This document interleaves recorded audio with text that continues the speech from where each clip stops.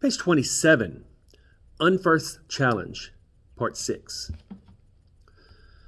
Unferth spoke, Ecglaf's son, who sat at Hrothgar's feet, spoke harshly and sharp, vexed by Beowulf's adventure, by their visitor's courage, and angry that anyone in Denmark or anywhere on earth had ever acquired glory and fame greater than his own. Unferth was apparently a little jealous. He's kind of a hater, but I've heard people say, I don't really know what it means, that you got to shake them haters off. So he just needs to, shake this hater off.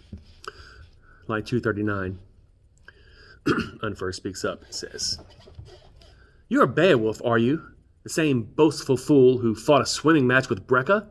Both of you daring and young and proud, exploring the deepest seas, risking your lives for no reason but the danger? All older and wiser heads warned you not to, but no one could check such pride.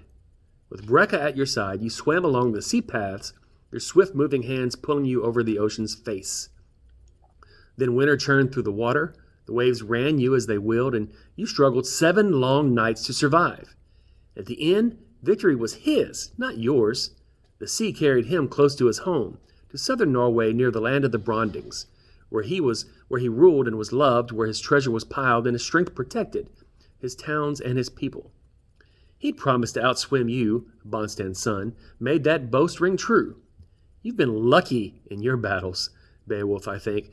I think your luck may change if you challenge Grendel, staying a whole night through in this hall, waiting where that fiercest of demons can find you." So here they are the night before, or the night when Beowulf and his men are going to try to help the Danes by fighting this monster. And Unferth speaks up, sitting around the table, feasting, having a little ale, and he just speaks up and accuses Beowulf of not being as great a warrior as he claims to be.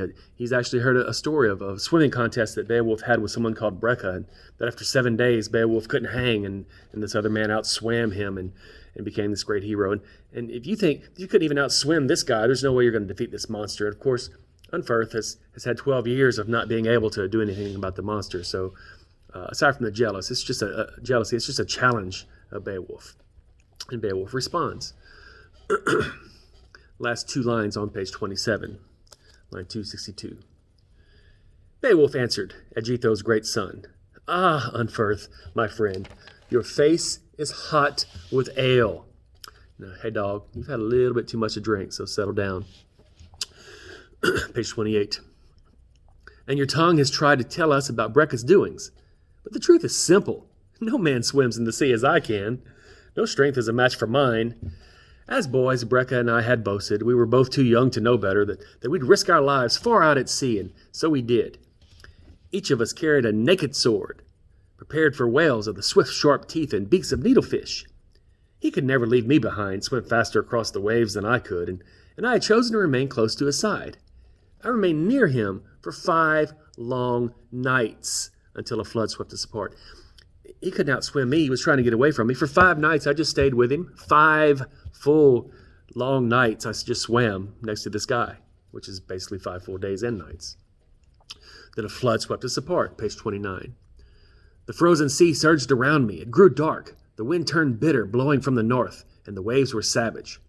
Creatures who sleep deep in the sea were stirred into life, and the iron-hammered links of my mail shirt, those shining bits of metal woven across my breast, saved me from death. A monster seized me, drew me swiftly toward the bottom, swimming with its claws tight in my flesh. But fate let me find its heart with my sword, hack myself free. I fought that beast last battle, left it floating lifeless in the sea." Part 7, page 30. "Other monsters crowded around me, continually attacking. I treated them politely, offering the edge of my razor-sharp sword." That's very polite to the monsters. "But the feast, I think, did not please them, fill their evil bellies with no banquet-rich food, thrashing there at the bottom of the sea. By morning, they decided to sleep on the shore, lying on their backs, their blood spilled out. On the sand afterwards, sailors could cross the sea road and feel no fear, nothing would stop their passing.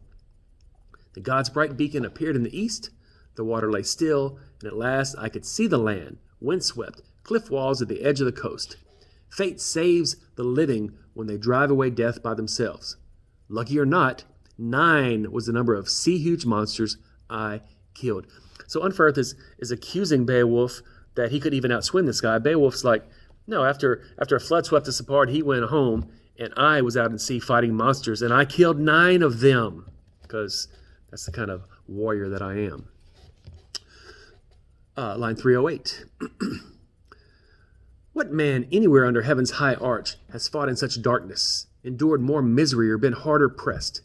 Yet I survived the sea, smashed those monsters' hot jaws, swam home from my journey. Swift flowing waters swept me along, and I landed on finished soil. I've heard no tales of you, Unferth, telling of such clashing terror, such contests in the night. You're accusing me of not being this great warrior. I've done great things. Haven't heard anything great about you, dog. Line 317.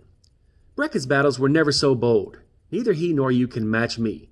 And I mean no boast, have announced no more than I know to be true. And there's more. You murdered your brothers, your own close kin. Words and bright wit won't help your soul. And you'll suffer hell's fires, Unferth, forever tormented, Eclef's proud son. If your hands were as hard, your heart as fierce as you think it, no fool will dare to raid your hall. Ruin Herat and oppress its prince, as Grendel has done. But he's learned that terror is his alone. Discovered he can comfort your people with no fear of reprisal. He's found no fighting here, but only food, only delight. He murders as he likes with no mercy, gorges and feasts on your flesh, and expects no trouble. No quarrel from the quiet Danes. Now the Geats will show him courage. Soon he can test his strength in battle. And the sun comes up again, opening another bright day from the south. Anyone in Denmark may enter this hall. That evil will be gone. You haven't been able to do anything about this monster. All this time, we are going to take care of him tonight. Grendel is going down. Line 340. Hrothgar, gray-haired and brave, sat happily listening to the famous ring-giver sure. At last, that Grendel could be killed. He believed in Beowulf's bold strength and the firmness of his spirit. There was a sound of laughter and the cheerful clanking of cups and pleasant words.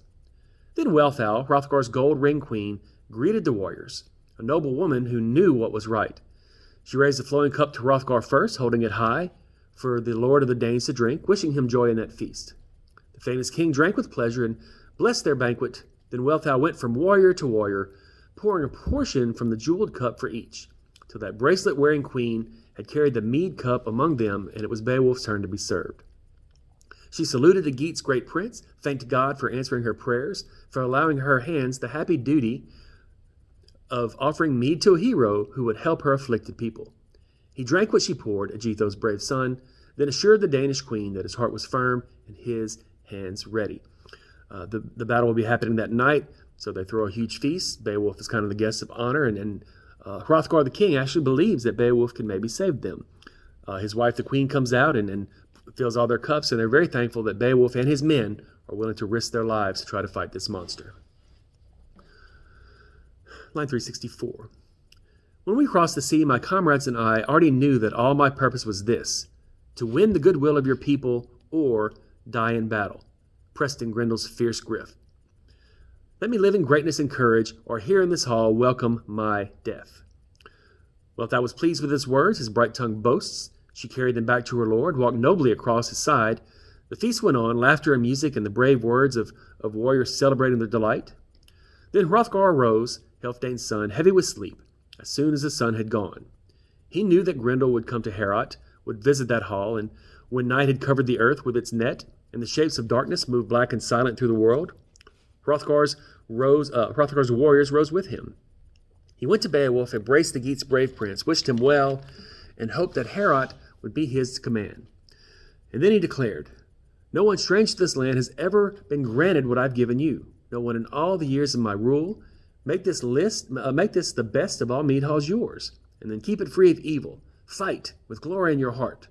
Purge Herat, and your ship will sail home with its treasure holds full." The feast ends. Beowulf and his men take the place of Hrothgar's followers and lie down to sleep in Herat. Beowulf, however, is wakeful, eager to meet his enemy.